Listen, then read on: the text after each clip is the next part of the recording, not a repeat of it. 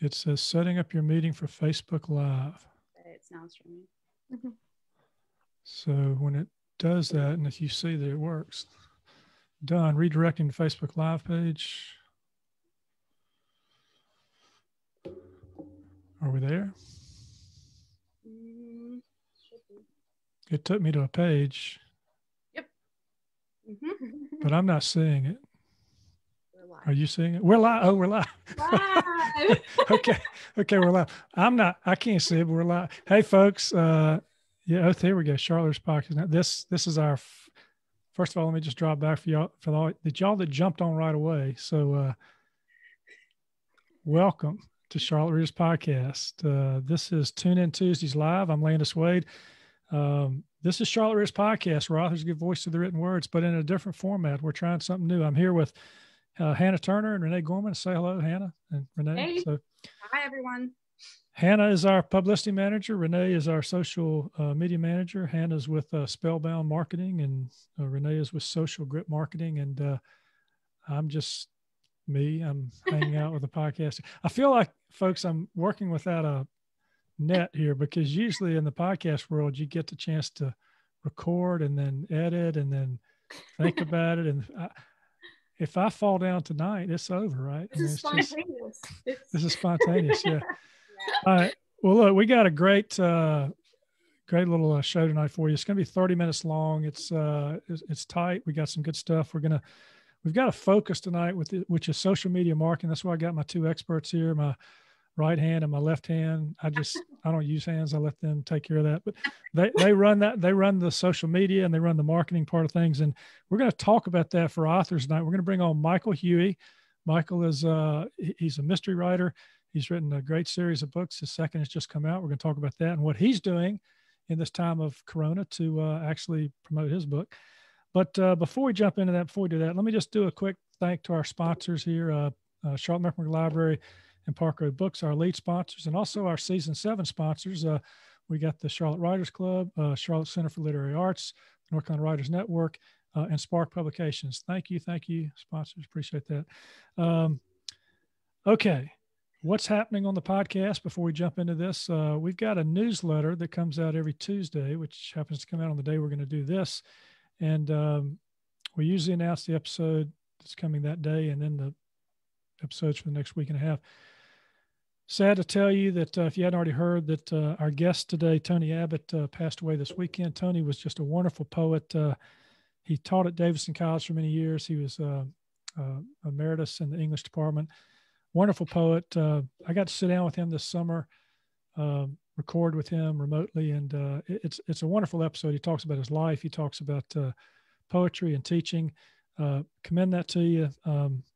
Please listen. I do want to share with you something he said. He told me something about writing that I found very helpful, and that is, he said, writing is not about writing necessarily. He says, writing is about living, and the more deeply and fully you live, the more you're able to write. So I thought that was just a very telling comment about him. Then he also said, Landis, do it now, before it's too late. So good lesson there. That. Yeah. Hannah, since you are responsible for the newsletter, tell us about the other 3 authors coming in the next week and a half. Yeah, we got some good stuff coming up. So we have this Friday on Under the Covers, Elliot Parker. He is the author of Snapshots, a collection of short stories. Next week, we have in the long form show on Tuesday, Lee Madelone sharing her debut novel, Homemaking. Then next Friday, we have Renee Winchester, who is an award-winning author, sharing her novel, Outbound Train. So yeah, a lot of good ones coming up. Yeah, really good stuff. Had a good time interviewing Elliot. He's also a podcaster on the Authors on the Air Global Radio Network, and a great writer. And Lee Madelone, her book about homemaking will really make you think about what it means to find your home and your place. And Renee she writes, that heart just from up in Bryson City area. And sort of like, if you've ever been to Bryson City and ridden the train, that's kind of where Outbound Train is set. So great stuff. Hey, let's kind of shift to our topic for tonight. We're going to be talking about social media in the time of Corona. And Renee, you've told me that social media is important more than once. So every day. Tell me why that is. I love this question. Everyone's like, why social is important. Why should I use Share all it? of your knowledge, Renee. Exactly. And I explain, especially now everyone realizes how important staying connected is, and telling your story. You know, we're authors and we're telling our stories. And so what I love about social media is it's that chance to connect with your community in a special way. And I think especially now, people care to see authenticity. They want to see who you are and your daily life. And so I think it's just a great opportunity for everyone, including writers, to just engage with your community, let them know who you are and what you're doing and what you're offering. Yeah, that's great. And Hannah, you work with authors as a publicist, and I'm sure that you get this sort of expression when you mention social media. It's like, oh gosh, do I have to do this? Do I have so what do you do when you're counseling, your authors, so to speak, about social media and trying to talk them off the couch and into the social media world? No, it's getting easier and easier to do that. I think like the big thing is, I don't know, because some people actually really love doing it. And it's kind of, I think, especially with the COVID era, it's become something that you kind of have to do. And it's been sort of a joy point, actually, whereas before I think it was thought of as more of like a tedious, like, do I really have to get on here and schedule content? But right now it's really truly an engagement tool where you can sit there and have these conversations with your readers, especially, and kind of get the feedback you're looking for, have these open conversations. Really, like Renee said, the word authenticity, I think, is really important here. It's awesome. And I think like the big thing I try to tell people when they don't want to do it is just like pick one platform that you really like. Mm-hmm. What do you enjoy the most? Like, do you like talking to people on Facebook or posting Instagram stories and that kind of thing? What kind of engagement are you looking for? Do that. Because I think the big thing with like marketing and social media, any of that, it's supposed to be fun. You're getting feedback, you're talking to people, you're opening that line of communication. And if you're not having fun with it, then something is wrong. So yeah, that's a good point. And so, yeah, Renee, in that vein, if you're, authors are going to get on, they're going to pick a platform maybe that they like and engage with. What are some suggestions? Because sometimes the first time or second time author might want to get on there and talk about themselves all the damn time. And can I say that on Facebook Live, by the way? I don't know. Well, I already did, so it doesn't matter.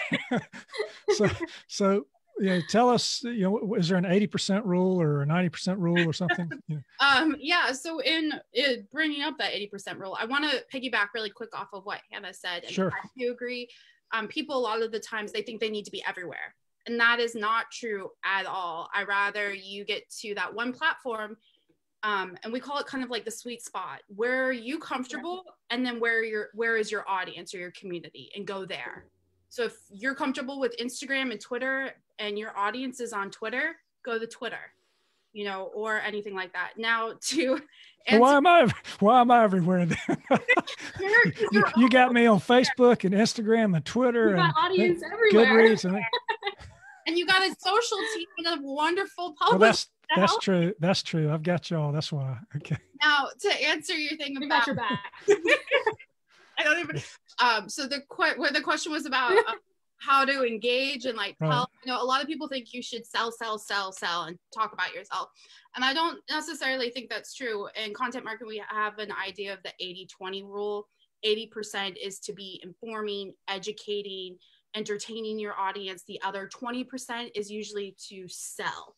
So that can be 80% of like showing people your day, showing people your writing desk, sharing user-generated content, which is so amazing. So if someone else is, took a picture of them reading your book, sharing that on social media is great. And then the other 20% may be saying, oh, hey, my book is going to be out on this date, and showing that way. And it's about finding that balance. And you never want to sound like a door-to-door salesman, and you want to make it authentic. So, we are door-to-door salesmen. You just don't want to sound like one. We want to be a electronic door salesman or something. Yeah. Right? Yeah. Something like that. Yeah. And that's just the beauty of it. I think too, like, looking at us now, like we're showing up as we are, like with our spaces in the back, showcasing who we are. Yeah, what's that thing in the back right there? Speaking of that, there's a horn coming up out of there. If I situate myself just so, it's like a horn. No, this is a giant. Yeah. A giant Highland cow. So like a Scottish Highland cow. It's a giant tapestry. I used to live in Scotland, so it's a little bit of home with me. Okay. But it's really fun because you get to see like a little bit of my like personality. It's just talking. Yeah. And I love sharing that with. Yeah, we can see those colors on Hannah's wall behind her there too. Yeah. I'm very passionate about art. That's great. My home. Well, look, we're gonna continue this conversation, but Michael's in the waiting room. Why don't we let him in and talk to him a little bit about this same topic, if that works? Sure. Let me let him in here. Okay, I hit admit. There he is, Michael. Hi, Michael. Hey. Can you hear us? I can hear you. Hello. Hey, how are you doing today? I'm doing well. Nice to see you guys. Yeah, so we got Hannah here, we got Renee here. We've been talking social media. Hello. We've been talking marketing in the time of Corona a little bit, and I'm gonna let them ask you some of those questions in a second. But first, I want to talk about this book here, Nightshade, because I have a copy too. What do you know? have a copy too, just like that. So we gotta get one. Right? Yes. I have to get this. I usually say listeners. I got to say viewers now. So, hey, viewers, Michael was on the podcast in April, and we talked about his first book, Spitfire, and I got really into that book one evening, read it that one night, and then I interviewed him at Bookmarks in Winston-Salem, and he was kind enough recently to send me the second book, which I took to the beach with me and read on the beach in a day with a couple of beers by myself. Can I say that on Facebook Live? Well, you just did. Okay, I just did. Just did. But anyway, Michael, let's talk a little bit about this series because Michael, you're an actor, you're a teacher, you're now an author of 2 books, and you've got this Livy Nash character who is a British spy in London. First book is kind of set right after World War II. This book is maybe 6 months later or something. And where did this Livy Nash inspiration come to you? Well, the British used a lot of amateurs actually as spies during World War II, and quite a number of them were women. And so I read about that, a long time ago, and read about some specific women and sort of based her on a couple of different women, but then also a part of her comes from just my head. So yeah, and she is the Germans gave her the name Spitfire. That was her code name, and that was the name of the first novel. And the one of the really interesting things to me when I read the first book was the Ian Fleming connection. Talk about that, because I don't think people know that Ian Fleming, the author of the James Bond novels, was actually kind of connected to the spy industry. Oh, he was very connected to the spy world in the war, World War II. He was the assistant to the director of naval intelligence, and he was sort of a planner. He came up with these, spy ideas, these schemes. He never went out in the field like James Bond. But then after the war, he went back into journalism, and he ran foreign correspondence for the Sunday Times. And he said on several occasions that many of his correspondents were also spies, and they sent material back to MI6, the British Secret Intelligence Service. So I, again, took that idea and kind of ran with it and made him sort of, if you know the Bond novels or the movies, he's sort of M to Livy's character. But it's also, Fleming is I think we talked about this back in March, which seems like, 700 years ago. Exactly. That, Fleming is kind of, he's a little problematic, obviously the Bond books are quite misogynistic. So having Livy, a character who's working class, very direct, takes nothing from anyone, opposite him I hope is part of the fun of the series. Yeah, no, I love a kick-ass female heroine, and she was doing that, in this book, but she was getting herself in a lot of jams, so you had a lot of twists and turns. And one of the things I really liked about this book, of course, I love the first book too, but you go to the U.S. this time, and she has to take on this role as double agent to a Russian now, and of course, the Russians who we all fought with together in World War II are now becoming our enemies during the Cold War, and she's got to take on this role of double agent. How much research, Michael, did you have to do to kind of bring this, to make it as realistic as you could? A lot, but the great thing is there are so many fantastic nonfiction espionage books out there. I'll make a recommendation to everybody right now who's watching this. If you're all interested in historical spy stuff, the John le Carre of nonfiction is this guy, Ben McIntyre, who actually just came out with a book called Agent Sonia. So I went to his stuff a lot in various other places. And yeah, you know, I mean, it's, people are fascinated with spies. So there's a lot of information. Yeah, well, obviously you're fascinated with spies because you've now written 2 books about spies, right? I have, you know, I've been fascinated by spies almost my entire life until I wrote these books. And now when I read for fun, I read anything but that. Yeah. Okay. You know, the marketing people that are on here, Michael, are going to say that was a dumb thing to say, you know, in terms of Was it? I don't think it was. He was. Or they're gonna say that was really authentic. Real with us. and that's like, you know, in that Miracle on 34th Street where they sent them to Macy's or Gimbel's, you know, when they're trying to sell their own stuff. Good work there, Michael. That was awesome. But I think you know, you're very. I mean, I could see by the end of this book there's going to be a 3rd book. I mean, there's going to be a 3rd book, right? You know, publishing works weird. I am literally right now. We're going to get it on the record right now, Michael. There is going to be a 3rd book, right? No, you're not going to get it on the record. I hope so. I'm literally right now sending something to my publisher about what the 3rd book will be. So I'm very optimistic. Yeah. Okay. So we are too, because I want to see what happens next to Livy. I'm not going to give anything away about, you know, where we are at the end of this book, but I can see how it'll spin into something. What I'm going to do, we might come back to this, Mike, in a little bit.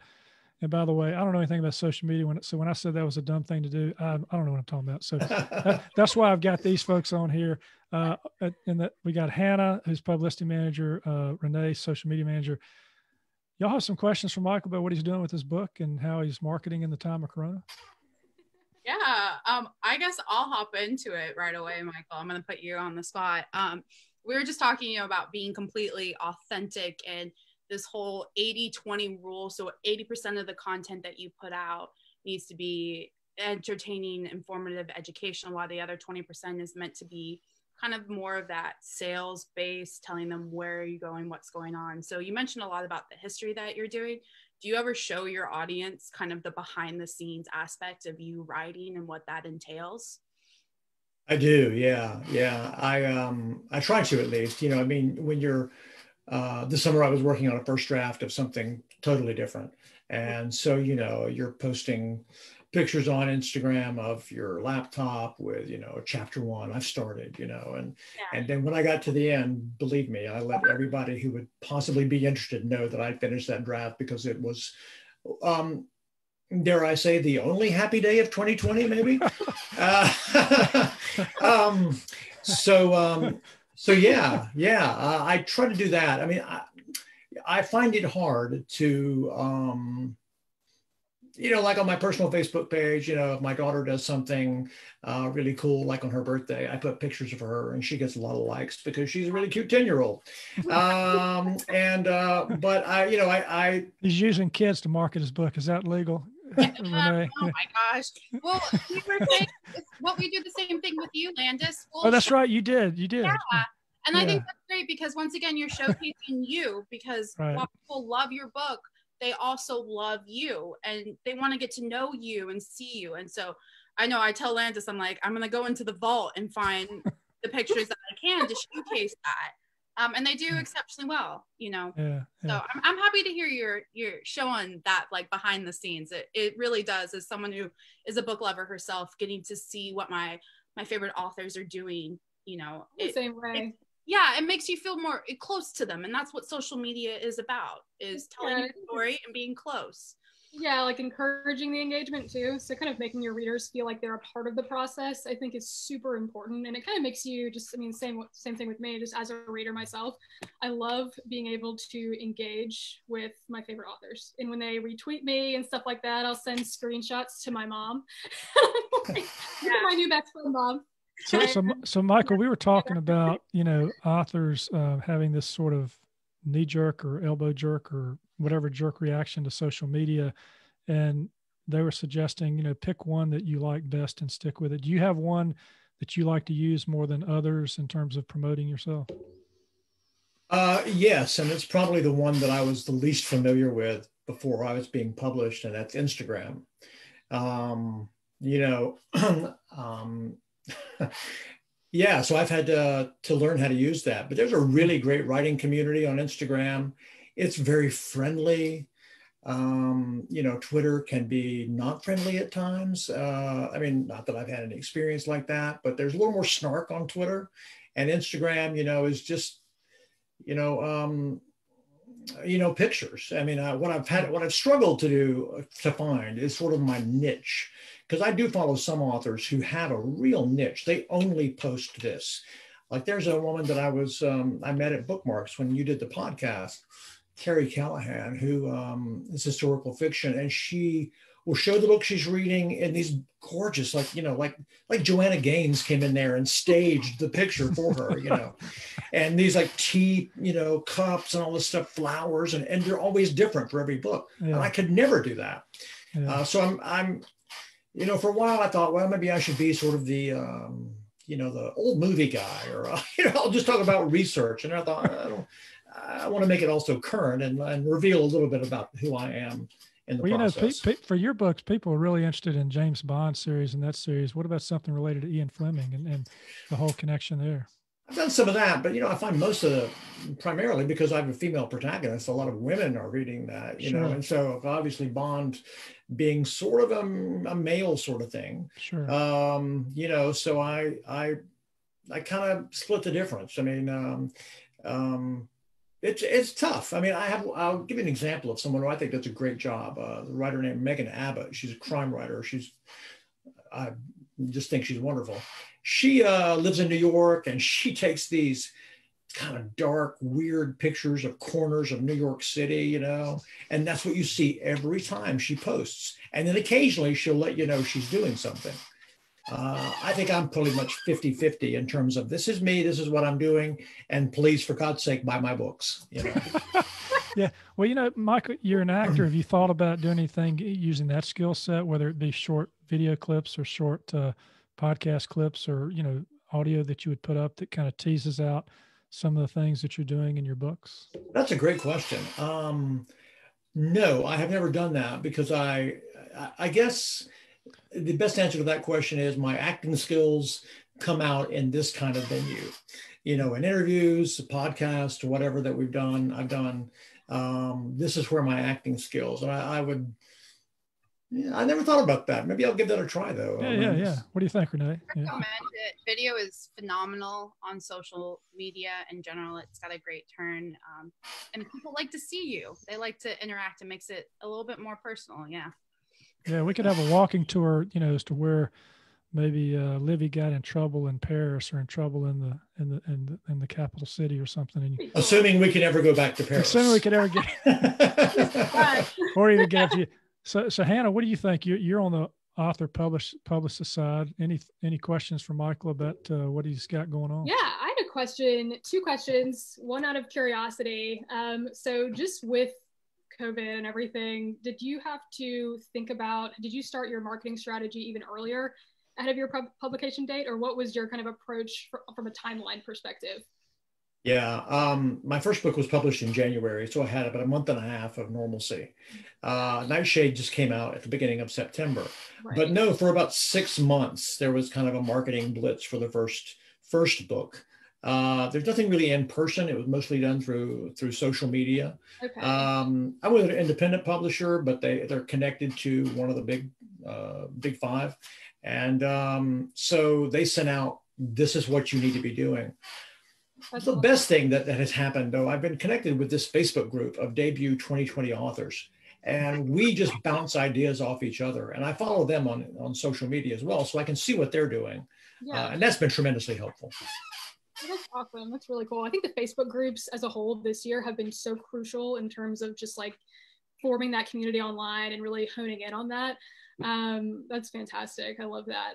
And just another question real quick about virtual events. So one of my favorite things to talk about, I think it's just really insane and awesome how we've kind of been able to flip these events in person just to all virtual and still be able to connect in this like super creative space. Do you have a virtual tour planned, or have you done Facebook Lives like this before, or do you have kind of a strategy on that end? Yeah, I did a virtual book launch on Facebook Live for this last book, which went really well. I was really pleased with it.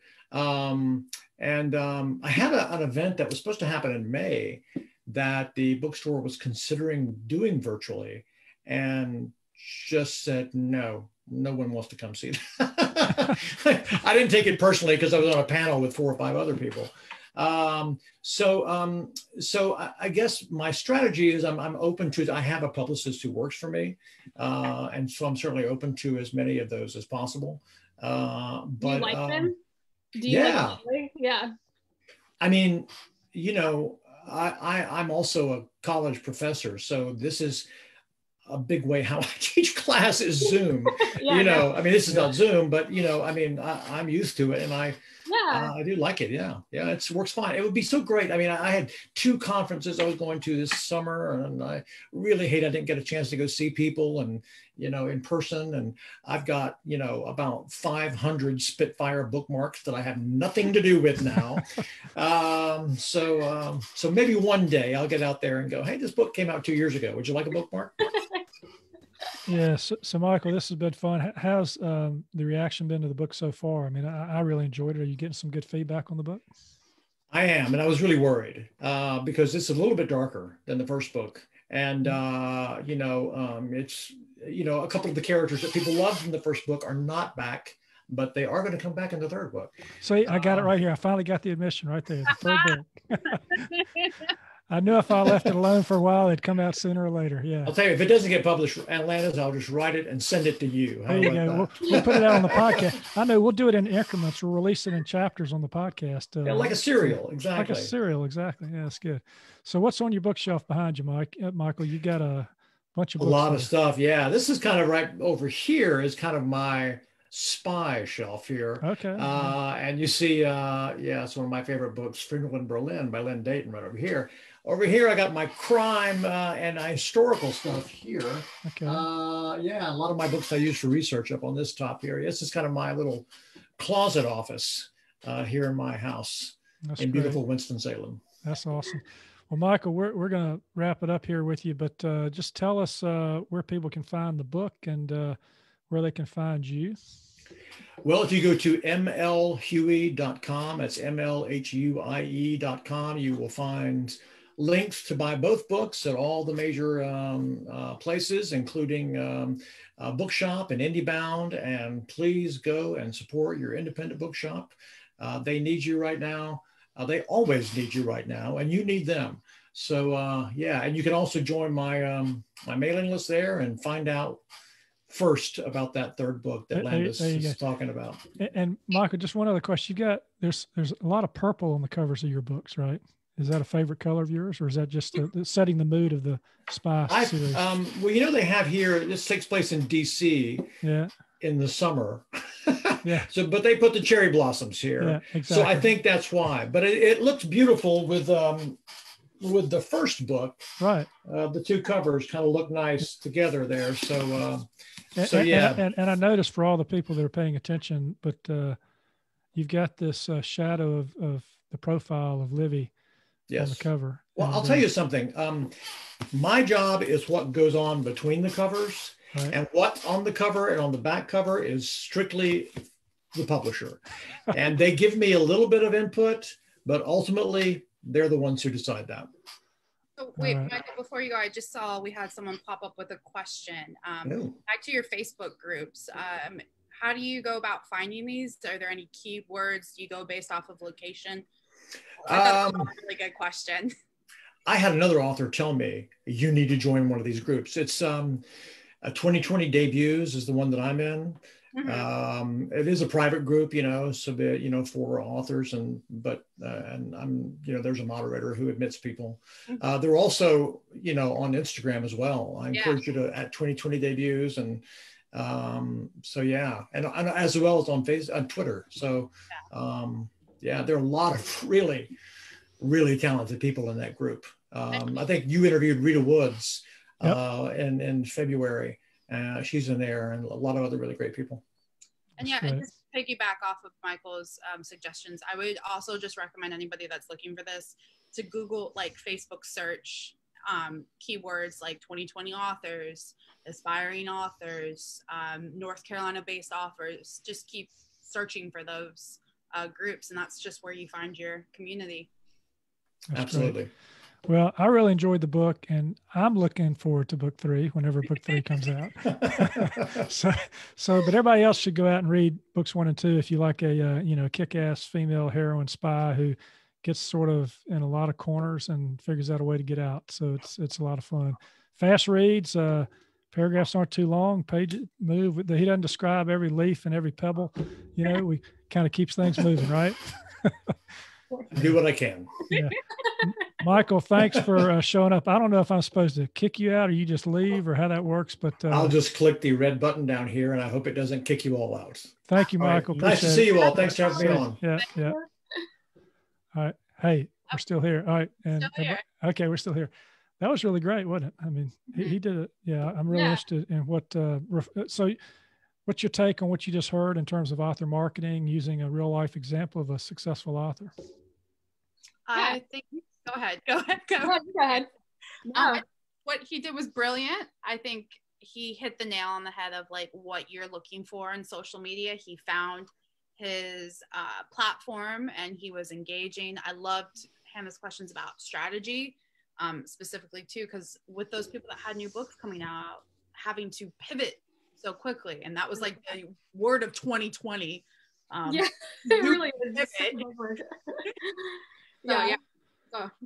Yeah. I think he's doing a great job. And I think it's what he said that I thought was great too, is that he's doing a good mix of content. So it's like, because you do have to have the kind of, this is what I'm working on, get the book, but also just the background, just like Renee was saying earlier, I think it's super important to kind of show that behind the scenes writing process. It sounds like he's doing awesome stuff in the group. What a great find. Yeah, that worked out well. Well, that's great. Well, so we're almost closing in on our 30-minute mark, so we're going to try to stay true to that. I just wanted, before we leave, though, mention our Patreon page that both Renee and Hannah helped me with. This is a page, folks, where it's not just that you're supporting the podcast when you go here, but also we're giving something back. And the authors on the show are also helping to give something back. Hannah, how many are we up to now in terms of exclusive episodes? I think over 20, 28 maybe, or something like that. Yeah. So we got 28 1-hour episodes that are up there that are exclusive to people who support us. And if you're at a $5 a month level, you're going to get it all. Now I have some $8 a month level supporters I'd like to mention here, just because those are the folks that tip an extra $3 a month. We love it. Everybody still gets all the content, but Beth and Jim DeSimone, Paul Krzeha, Chris Arvidsson, John Buchan, Caroline Kenna, Rita Pendry, Christy Hallberg, Elizabeth Richardson, Carrie Knowles, Gordon Smith, Catherine Farley, Mary Beth Dunn, Daniel Stewart, and Joe Walsh. Thank you for being our $8 member supporters. And if anybody who's watching has any interest in this, we're going to continue to put out this content through the Patreon page. But starting in 2021, we're actually going to do some tag-ons to the regular episodes where we might go deeper with existing authors to find out more about them and put that kind of content up. We're also going to do something for readers as well. That's all coming together. But Hannah, we talk about that in our newsletters too, right? Yep. All in there.